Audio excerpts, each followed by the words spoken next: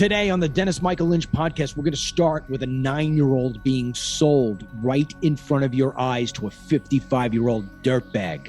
And it's all because of Joe Biden. I'm going to be with Alec Lace talking about that and other crazy things that are happening around the country. Plus, Tiffany Justice from Moms for Liberty going to give us an update on some of the horrific things that are taking place in schools and what parents are doing to push back. Get ready. Here we go. Why aren't the people in Washington putting themselves in harm's way? Why aren't they walking the walk as well as talking the talk? Their position in Washington is to do the will of the people. I don't see anybody in Washington doing the will of the people anymore. The only one who really puts his money where his mouth is Dennis Michael Lynch. Hello, I am DML, and you are listening to the Dennis Michael Lynch podcast. The exclusive sponsor of this program is DMLCBD.com. Go there today and get the best CBD products that can make you feel great again. This podcast is for independent thinkers who want to recapture the great American experience, and they know it all starts with sharing the unfiltered facts, truth, and opinions I give you every day. Today's podcast will both shine a light on the solutions that can fix our nation's biggest problems, and it will make you the smartest person in the room. Here we go. It's not often that I can say something good about CNN. They give me no reason to. They give you no reason to think anything good of them. They're a nightmare, CNN. Horrifying. In fact, yesterday's program, after the Tuesday election, look at the majority of the clips I played for you. It was all liberal crybabying on CNN. And then, of course, MSNBC. Once in a while, CNN does do what they're supposed to do. I'm going to play a video for you right now that comes out of a CNN report that is just absolutely fantastic from a journalistic standpoint. And I know some of you are going to watch this and say, why didn't the CNN camera people do something? I can tell you they can't. So don't put that into your commentary. Don't put that into your mind when you're talking about this. You're going to watch the camera catch a 9-year-old girl be sold to a 55-year-old dirtbag. And it's all happening in Afghanistan. I'm going to bring in Alec Lace from First Class Fatherhood to talk about that very story and more. But we start off with the clip. Here you go. In this arid, desolate landscape, not a scrap of vegetation in sight, lies a makeshift camp for some of Afghanistan's internally displaced. Among its residents, 9-year-old Parwana. Her bright pink dress squeals of laughter and childhood games, a ruse to the horrors unfolding in this unhospitable environment. Parwana's family moved to this camp in Baghdad's province 4 years ago after her father lost his job. Humanitarian aid and menial work, earning $3 a day, providing the basic staples to survive. But since the Taliban takeover 2.5 months ago, any money or assistance has dried up. And with 8 mouths to feed, Parwana's father is now doing the unthinkable. I have no work, no money, no food. I have to sell my daughter, he says. I have no other choice. Parwana, who dreams of going to school and becoming a teacher, applies makeup. A favourite pastime for little girls, but Parwana knows she is preparing for what awaits her. My father has sold me because we don't have bread, rice and flour. He has sold me to an old man. The white-bearded man who claims he's 55 years old comes to collect her.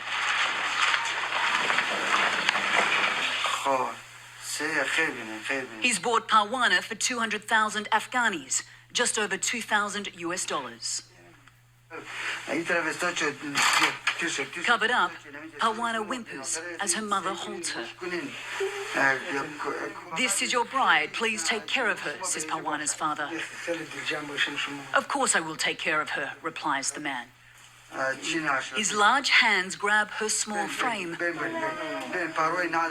Parwana tries to pull away. As he carries her only bag of belongings, she again resists. Digging her heels into the dirt. But it's futile. The fate of this small, helpless child has been sealed. With me now is Alec Lace from First Class Fatherhood. Alec, I mean, when you look at that video, I mean, I don't know what goes through your head. Let me just give you my 2 cents on it, and then I want you to rip away. Number one, I don't understand that father, what he just did. I don't care if you're starving. Starve me. Let me die.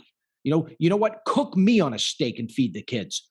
Don't sell your daughter. That's number one. That tells you how fucked up that culture is. Number two, the mother sits there and gives away her kid. She is just as guilty as the father, if not more guilty. Number three, why are we making these women wear head coverings? It's so stupid. I mean, forget about sweating their asses off. It's just so stupid. It's so caveman. Next, the guy who I want to beat to the living death and back, and then beat him to the death and back again, and then I want to beat everybody in his effing family, is that piece of crap who bought that little girl. And I'll stop now before I say something that goes too far. What's your take on this whole thing? What else do we know? Yeah, Dennis, and we'll get into more of how the United States dads handle that in the next piece that I'll bring to you. But yeah, there's a major difference here. I brought on my show Mohammed Gulab, the Afghan father who saved the lone survivors, Navy SEAL Marcus Luttrell. I talked to him about the fatherhood difference between here and there. There is so many differences. Child brides are not an uncommon thing, and it will turn your stomach to find out just how common it is in Afghanistan. So for these people over there, this is why you talk about the gay community. They don't stand a chance over in that region anywhere. So there's so many different women are treated like dog shit over there, and children are just looked at as just tools. So this guy, what he did was sold his 9-year-old daughter for what amounts to be $2,000 for the price of a Peloton. He sold his daughter to this 55-year-old pervert. Who we see in the video that takes this child unwillingly, kicking and screaming, who was just moments ago playing with her friends, and now is going to go be sexually mutilated by this dude who's a 55-year-old guy. It's disgusting, and it's a big separation of it just shows you how much different we are from that culture and how much we don't understand what the hell is going on. And we just bust in a couple of 100,000 of these people to come flood our communities. Look, Alec, this is what I've been covering for 12 years, okay? And you can't, the part that I don't understand is, where is all of Hollywood? Where's all the Me Tooers? Where's all where's the AOCs? She'll go down to the border and talk about, these concentration camps for these kids who are getting 3 squares a meal from 3 meals every day from the U.S. government for breaking our laws. That's the price, right? But what do? Joe Biden and his entire administration blows up everything that we had created over there and helped these people create in 20 years in Afghanistan. Yes, a very long time. Yes, very expensive. But look at this. We pull out, and what's left? The whole place is going to hell, and we've got little 9-year-olds. I mean, I got a 13-year-old girl. I can't imagine at 9 years old, my wife and I selling her so this way we could use the money and go buy food. It's just insane. And to your point, we took in 100,000 or whatever the freaking number is. We don't know where they're planting these people. We take in millions of people every single year in the same sort of situation from the Middle East and all these freaking cultures that don't rhyme at all with American culture. And we think that these people are going to fit in and change their tunes. No, they're not. I've been to places like Dearborn. You go to Dearborn, Michigan, Alec, you think Newark is bad? You think some parts in Jersey are bad? Let me tell you something, pal. If I took you to Dearborn, if I actually took my buddy Alec Lace and I put a blindfold on you and I knocked you out and I said, okay, we'll wake you back up. And I would land the plane and take you into the middle of the street in Dearborn, Michigan, you would say to me, oh, wow, would they get nice streets in Afghanistan now? This isn't bad. You'd think you were in Afghanistan. It doesn't look like America. It's insane. And now we got this kind of thing going on here. America needs to do something about this. I don't like to get involved in other people's stuff, Alec, but when you leave behind the mess we did, and that is the aftermath, Joe Biden's got massive blood on his hands. Yeah, we don't even know what we're really in for here, Dennis. The consequences of what's happened here are going to be disastrous, and we're not going to see the results until a little bit further down the line here. As these people that are coming here they have no intention on assimilating here and becoming Americans. They're not people that were dying to get here, took the boat to get here. They're people that were brought here, some of them against their own will. So we're having these people. We don't know what is going to happen. But just to switch this over to show you how dads here in America handle something like this. One of the headlines recently that popped up was a man killed his daughter's boyfriend for selling her into a sex trafficking ring. And I think this guy speaks for probably the majority of all dads across America. This guy went full Liam Neeson, like in I forget the name of the movie here now, but with the Trafficked or whatever it was called. But this guy finds out that his daughter was sold into sex trafficking. His name is John Eisenman, 60-year-old dad. He goes and rescues this girl, his daughter, in Seattle, and finds out through her that it was the boyfriend that sold her into this sex trafficking ring. He finds out where this kid's going to be, 19 years old. He goes, ties the guy up, beats him with a cinder block, and then stabs him to death and leaves him in the trunk.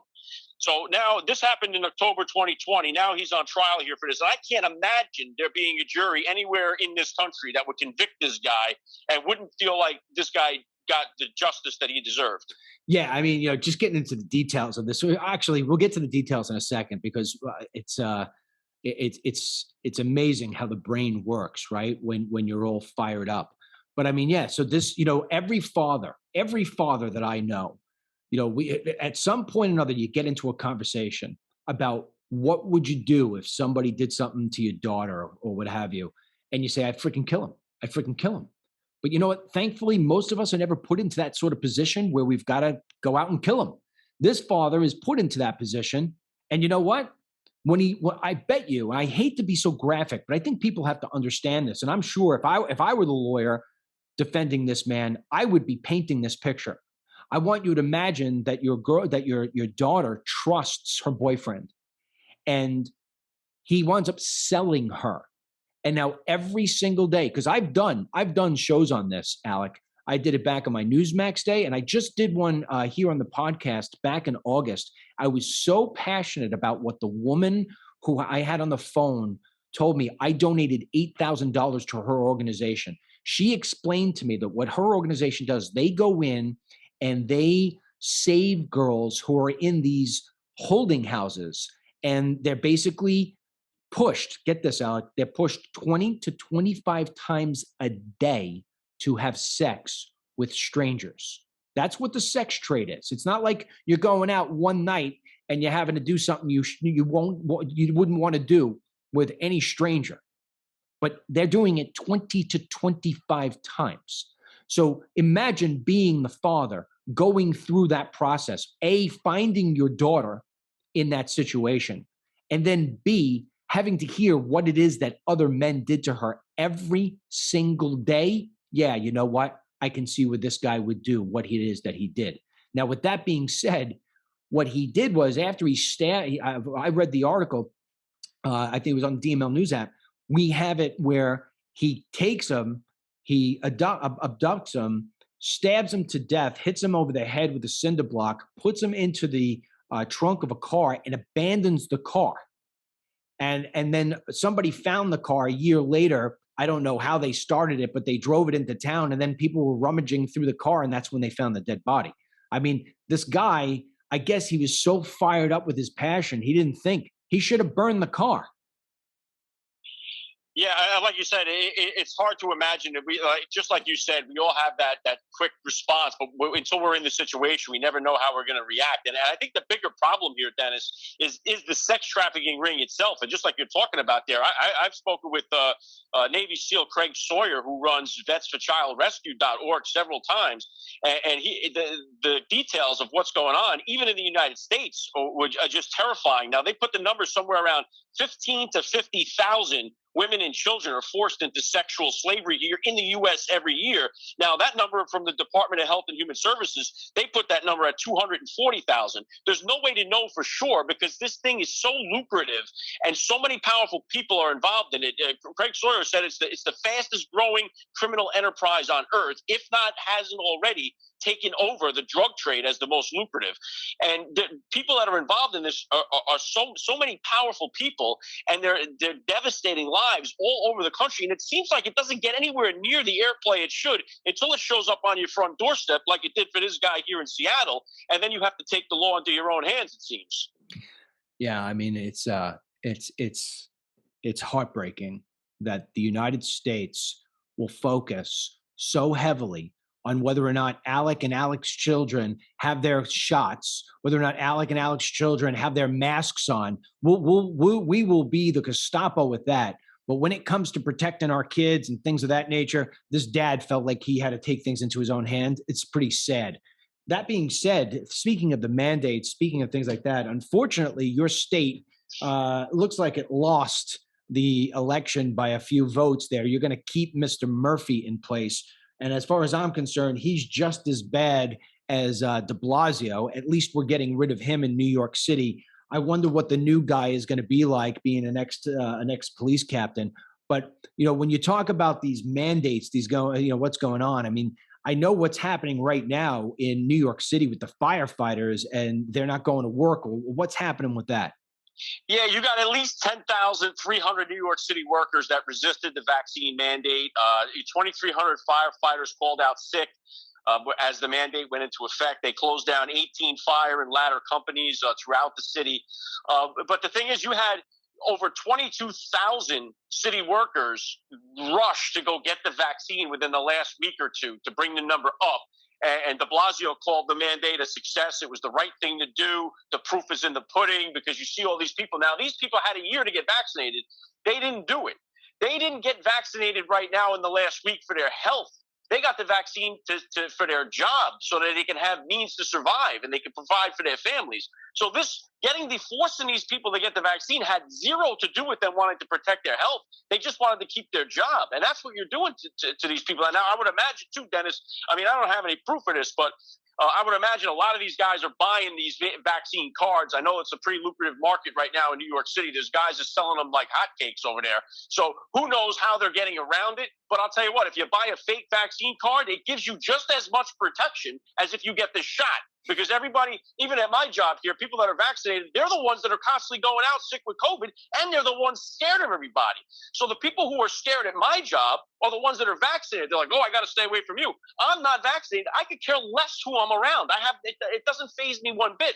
But the people that are vaccinated are the ones that are paranoid, and they want you to get vaccinated so you can be paranoid along with them. What's happening is disgusting about forcing people to take something they don't want to take and holding them their job against it. It's like putting a gun to your head and saying, here, you take this because we want you to be healthy. It's bullshit what's going on in New York, and I pray to God it's not coming here, but it looks like it will with Murphy getting back in. Of course it's going to come there next. I mean, look, I don't know if you saw it, the Project Veritas, we talked about this, the Project Veritas video of the campaign there for Murphy, for Governor Murphy, said, yeah, we're not talking about vaccine mandates or anything like that, because the election, we got to make sure we get the independents. We got to make sure we get these people who are, don't want to have mandates in place, but don't worry, because once we win the election, the mandates are going in. So, that's next. And look, yesterday, Pfizer, the drug for the vaccine now for 5-year-olds to 11-year-olds, you can take the Pfizer. The FDA approves it. I mean, I had a doctor on yesterday that said, hey, you know what? I was thinking about you while I had the conversation with the doctor. He said straight out, he says, if my kid were in school, I'd homeschool the kid or I'd move. He says, that's simple. He says, this is not a safe vaccine for the children. And he said, the reason being is this: the children are not dying from COVID-19. They are not having unbelievable hospitalizations. The people that are going to the hospital and the people the couple of kids who have died, the couple 100 kids who have died, have all, for the most part, been a child with either severe obesity or a child who's had underlying conditions, sort of like leukemia. So with that in mind, he said, why would you give a vaccine to a child when we know that vaccine is causing 2 different types of heart inflammation? And I asked him, I said, look, inflammation. I hit my elbow, it inflames, it goes down. My elbow is going to be okay in a couple of weeks. Is the heart inflammation sort of like that? And he said, no way. He says there's long-term effects to this. There's long-term negative effects. If you have the heart inflammation from this vaccine, there will be And there was no question. There will be effects, negative effects for the heart down the road. And so, and then he said, why would we be forcing children to get a vaccine that's a year and a half old for a strain that's not even around anymore? You look at all the breakthrough cases. Look, yesterday we had the NFL. I don't know if you've ever have you ever done Aaron Rodgers before? He's not a father. No, I haven't had him on. Okay, so he's not a father. I mean, he just came down with COVID. He's already been vaccinated. So obviously we're seeing all these breakthrough cases. Jen Psaki from the White House, the press secretary, she gets it. John Bon Jovi from your neck of the woods, New Jersey, he gets it. These are all breakthrough cases.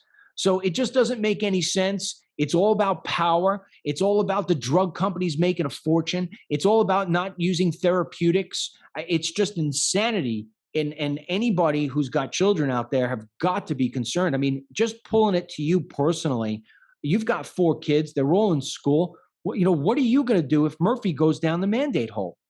Just like you said there, either pull them out and homeschool, which is very difficult, a lot harder than people think, or move. That's going to be my 2 options. And Dennis, we're still talking about this thing like as if somebody gets COVID-19, we're talking about it like it's stage 4 pancreatic cancer.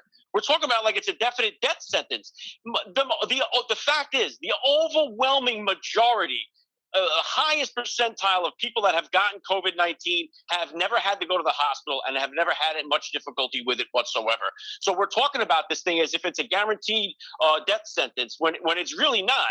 And we're talking about the vaccinated versus the unvaccinated. We calling them breakthrough cases. The same amount of people are getting it that are vaccinated that aren't getting it. So this whole thing, we're playing in a land of make believe. Like masks are working. You got to get vaccinated. The same amount of people that are getting vaccinated, we're seeing it. They're getting COVID-19. And now they want to force your 5-6-year-old kid. I got a 7-year-old. I got teenagers. There's no way in the world I'm going to let them put this thing into their body. So, and I know I'm not alone. There's parents all across the country that are pissed off. I just don't know, when does it end? When does this thing end? I mean, you're not going to get 100% people vaccinated. When do they move the bar now? Is it going to be to the booster shot? Is it going to be to COVID-22? What's coming next after this? Because it doesn't seem like they have any intention on ending this thing anytime soon. Well, unfortunately, I don't think it's going to end until Ron DeSantis is elected president of the United States in 2024. I truly believe that's what's going to wind up happening. So, I mean, we've got a long haul. And I can tell you this, Alec, the guy down here, Ron DeSantis, nothing like your boy Murphy, nothing like de Blasio, nothing like Cuomo, or now that new wicked witch who took his place. Nothing like it, man. Down here, you got the freedom. You got the freedom to choose what you want to do. I mean, we still got these freaking people walking around with masks. And my wife and I were just talking about this with the mask thing. And we were in a store yesterday, and the guy still has his, we were in an antique store last night. The guy still has signs up there. You must wear a mask. I said, I'm not wearing a mask. She says, well, let's go in and see what he does. So he didn't say anything to us, but he's all masked up. And it's like the mask is like almost covering his eyes. And so on. And I said to Mary, I said, what's wrong with these people? What are they listening to? And then we came away saying, you know what? Maybe he's got 2 underlying diseases, but if he does, what the hell is he doing working in his antique store? Or maybe he's lost 3 or 4 relatives from it. And no matter what anybody says, good, bad, or indifferent, he's seen enough. He's wearing the mask forever if it makes him feel good. But you know what? If that's what makes people feel good, fine. But you need to have the choice. And these liberal governors, they're not giving people the choice. I can't believe New Jersey, I'm going to give you the final word on this. I can't believe New Jersey reelected this guy. Yeah, well, listen, we don't know yet for sure because there's going to definitely be a recount here in Jersey on this. I was pulling for Jack the whole way. And listen, just to your point here with the masks, I just did pizza day last week with my kids' school. The only place my kids have to wear masks is in school, not at the mall, not in the movie theater, nowhere else. So we're there. They're in the cafeteria, hundreds of kids in the cafeteria. They don't have to wear masks because we all know the science says that while you're eating, you cannot catch COVID-19. So the kids are all eating, and then it's like time to go back to okay, everyone, got to put your masks back on. It's ridiculous what we're doing here. And listen, just to your point there, I mean, I drove Uber all through the pandemic. I stopped for the 15 days to slow the spread, but I went right back into driving Uber. And in the beginning, I didn't have the mask on. If someone would come in and say, could you put the mask on? I would put it on, for their convenience and to be polite. I got to a point in the summer last year where I was like, you know what? That's it. I'm not putting it on. So when people came in, they say, do you have a mask? I said, no, I don't wear the mask. You want to get out? And I had people report me to Uber. I said, no, that's fine. You get another Uber that'll put a mask on. I'm not doing it. In my car, you don't wear masks. And some people were like, oh, I love this, you know, and the majority of people, when they saw me not wearing a mask, would say, oh, I don't have to wear the mask? Oh, and then they'd be all happy. Some people they were like, oh, do you have a mask you can put on? I said, no, you can get another Uber. Let's cancel the trip. And that's the way I handled it. And I still do the same. Good for you, man. Good for you. That's the way to do it. That's the way to do it. Who on First Class Fatherhood, what a great podcast, by the way. If you've not checked it out before, go to YouTube. It's the easiest way, I think, unless Alex has a different way. But go to YouTube, search for First Class Fatherhood, and you'll see all the amazing people he interviews on a weekly basis. Some of the best pro athletes to ever pick up a bat or ball or glove or whatever it is. Navy SEALs, people out of Hollywood, TV stars, you name it. He interviews them all, Congress people. So who do you got coming up this week? Who have you interviewed last week that's worth listening to? Yeah, last week I did a really good interview. Actually, I just put it on this week here was with Donny Osmond, legendary American music icon there. He's got a show going out in Vegas right now. He's got 5 kids, good dad. So it was a really good interview to do. Next week, I'm putting out my interview with Sean Spicer, the former press secretary for President Trump. Very interesting conversation about fatherhood and family life. Talked about his time on Dancing with the Stars, the whole bit. So I think that's one that your listeners may want to check out. Very good. And are you doing Congressman Jim Jordan too? I actually just got off the phone with him before I jumped on the call with you. Yeah, I'm not putting that one out until the week after next. So he's got a book coming out. So do what you said you would do. So I'm going to time the release of the interview with the release of the book. Just spoke to him this morning, had a wonderful conversation about fatherhood, family life, and everything going on with parents in America. One of the good guys in Congress. There aren't many of them, but he's one of the good ones. Agreed. All right, Alec, thanks for your time, buddy. Go get him. Go work the railroad. Go work the Uber. Go work the podcast. You're doing it all. You're doing a great job. Keep up the good work. Dan, it's always a pleasure. Thank you. All righty. All right, that's Alec Lace. Check him out, First Class Fatherhood. He's doing a really great job. I'm going to be making him more part of this program. In fact, just to give you a little heads up, between December 8th, starting December 8th, I think it is, December 8th, of 8 days in a row, I have to finalize the last mile of becoming an official boat captain. For those of you who've been with me for a while, you know that my passion is in boating, and I'm taking my captain's license. And I've had one reason or another that's always been delayed because of COVID nonsense, this and that. So finally, Alec, I'll be with you on Monday, December 8th, and then the following Monday. But Alec will be filling in for me the entire week that I'm gone, Tuesday to Friday, and then Tuesday and Wednesday the following. So it should be pretty interesting. And as you can see, he's an entertaining guy with a lot of energy and a lot of thoughts that, I don't know, seem to rhyme with mine in many different ways. So that's that. All right. Now I want to shift gears here a little bit. I want to talk a little bit more about schools, because although Virginia was a huge victory for Republicans and for moms and dads, we still got a lot of bad stuff going on in schools. And it's not going to stop just because one guy won a governorship in Virginia. It's going to continue. And we're going to need people like Tiffany Justice from Moms for Liberty to step up. She's joining me now. So Tiffany, the election that just took place and what took place in Virginia, I mean, Virginia has been, everybody's had their eyeballs on Virginia for the last couple of weeks because of what was taking place there in Loudoun County. And you would think that with all the publicity it's gotten and with all the publicity that was given to Merrick Garland, the Department of Justice head over there, the Attorney General, you would think that the feds would be, or at least the government, all of the chambers would be on their toes and saying, hey, we got to do things right. But instead, the Department of Justice misses the deadline to give responses about the letter that went out about parents being domestic terrorists. What's that all about? You got the details?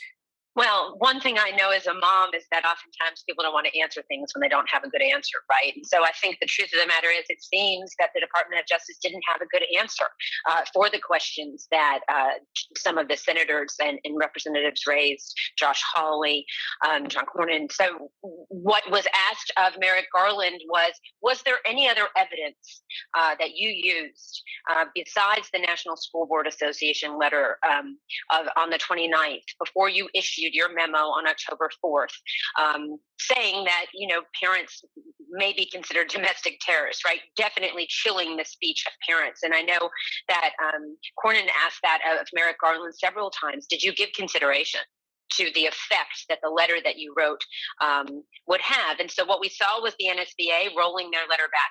They apologized, but Merrick Garland refused to do that. And so here we find ourselves. I liked, Dennis, that they gave Garland the same amount of time to come up with his results as he took for the NSB between the NSBA letter and issuing the DOJ memo.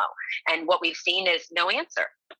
Well, I mean, maybe there could be an argument that they're looking for it to just fade away, to where they're saying, you know what, we won't respond. We'll just quiet about this. No more of this domestic terrorist stuff. Just let it fade away.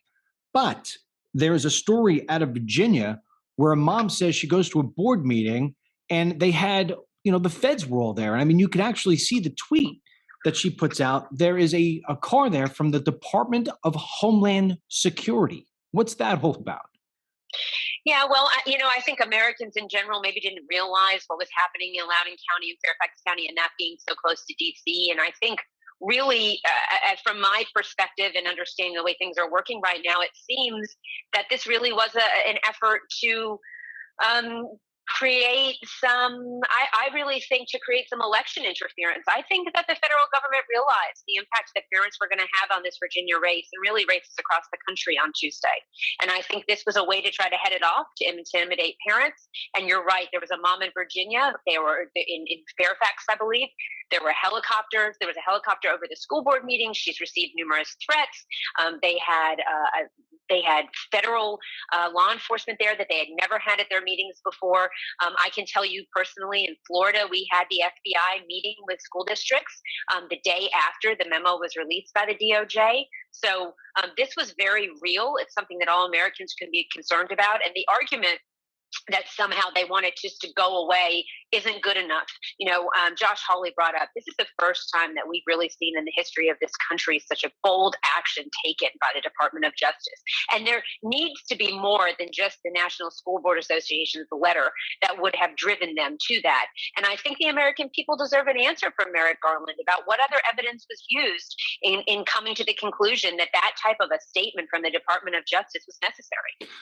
When you say that that the FBI was meeting with school districts throughout Florida, I mean, do you know what the conversations were about?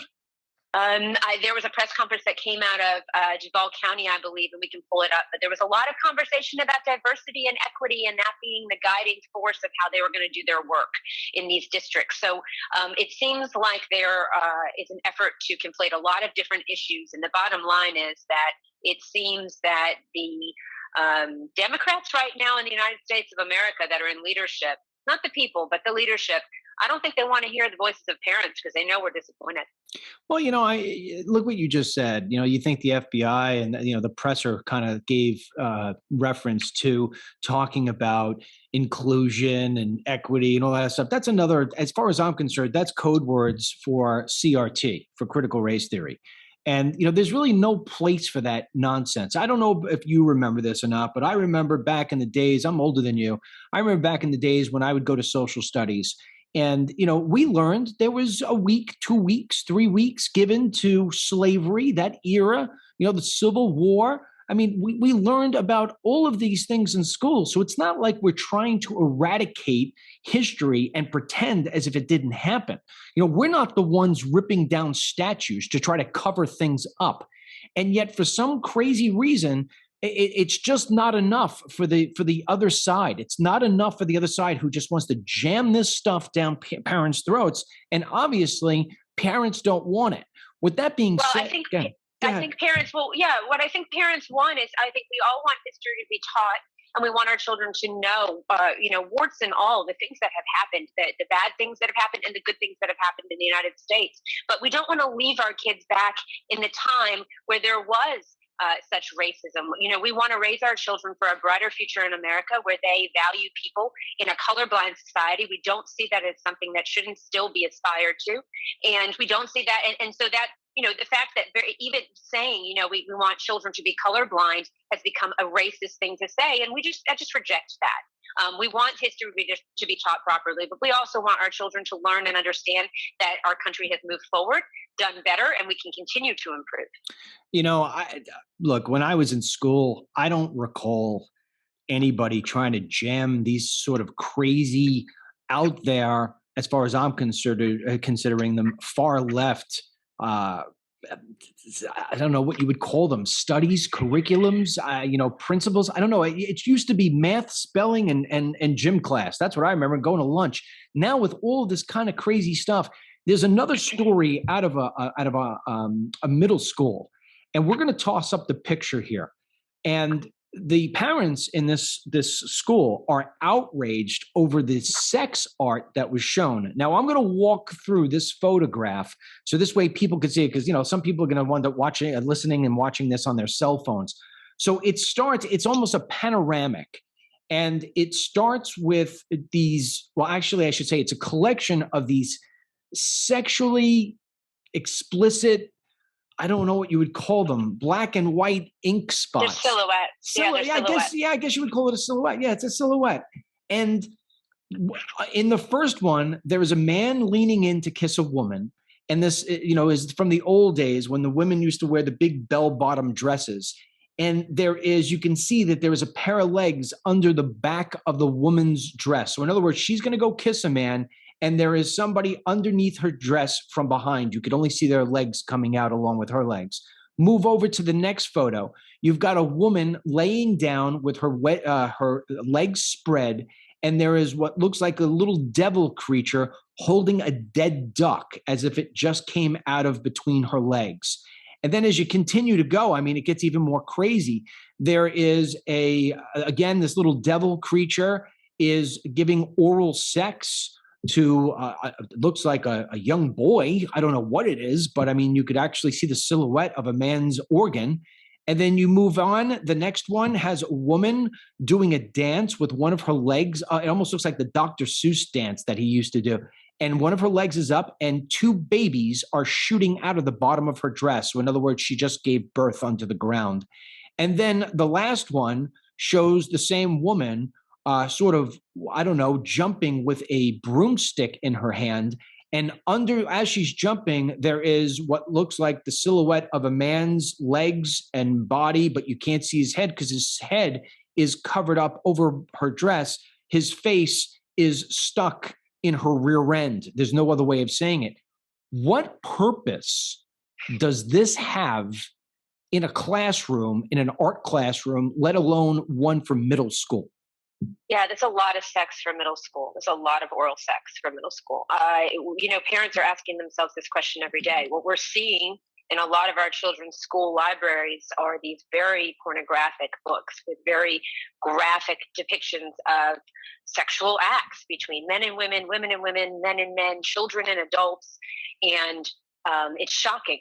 And so, I think that the parents obviously had an issue with this piece of art being brought in the classroom. I think it was a substitute teacher who brought it into a middle school classroom to have the children kind of go through and dissect it. I have an appreciation for all different types of art.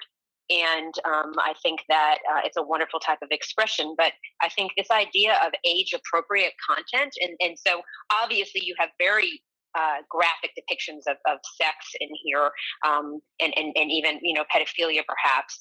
But then you also have this layered effect of this analysis of the Civil War and the time period, and do the children have the foundational knowledge to even be able to grasp some of the concepts that the artist and adult was trying to portray? So parents are concerned and they're asking why. Why are our children being so hypersexualized in school and sexualized in school? And there's been a lot of talk about grooming and the fact that, sex can be used in a way of creating depravity in a society to try to break it down. And I think parents are definitely seeing that our children are being sexualized at younger and younger ages. And I think, Dennis, that's evidenced by some of the assault that we're seeing, right? In our schools, where we are hearing and seeing about young men being very aggressive towards young women in schools at younger and younger ages. Very concerning. Well, I mean, yeah, there's a story that you had sent me for today's program that I want you to give the details about. I mean, we're going to play a clip from what the mother says. She won't show her face to the news people, but I mean, she's distraught about her daughter. Explain what took place. So apparently there was a sexual assault on a young lady, and it was reported, and the police did an investigation and did find that the girl had been being harassed at school, and the young man was held accountable for that. Well, then apparently the school district, I think it was Charlotte Mecklenburg Schools in North Carolina, they've got, while they're paying Ibram Kendi $25,000 to come in and do, keynote speeches, they are also doing investigations on the young lady that reported the event, and they decided they didn't think it was as bad as what the police had found or what the young lady had shared with them. That's a special type of victim shaming. And then they actually ended up suspending her, I believe, and then making her go through a sexual harassment training program. School districts apparently, not a lot of accountability, and they can just decide that, maybe a police investigation isn't that important.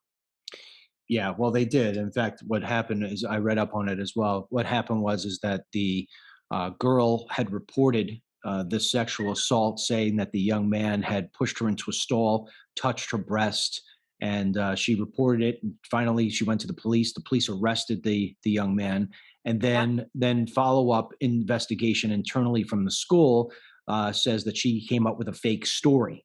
And therefore, she was suspended and then sent to some kind of sexual training class about sexual assault. And the mother is saying, wait a second, if the police found this kid, worthy of arresting and got his statement, why are you treating it differently? In fact, when the news tried to approach some of the people of the school board and some of the people in the administration, they were just absolutely silent. They wouldn't talk about any of it.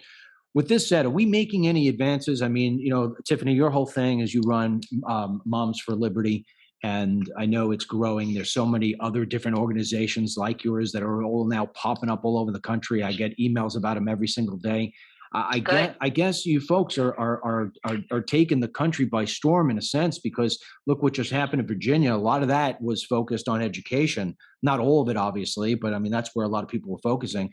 What's happening? Are you seeing growth within your organization? Is there anything positive to give out to the audience here on, the things are going to start changing? We're just not always going to be selling and talking about all of the, gloom and doom that's out there in our schools. No, absolutely. So we are growing, and Tina Deskovich and I founded Moms for Liberty, and we serve as school board members. So what I like to think about is we're a couple of years ahead of a lot of the parents who are seeing a lot of this stuff now. We've seen it, and we've also seen, you've heard me say before, behind the education curtain, where they try to hide all of this and put out tiny fires, but the fire is still burning.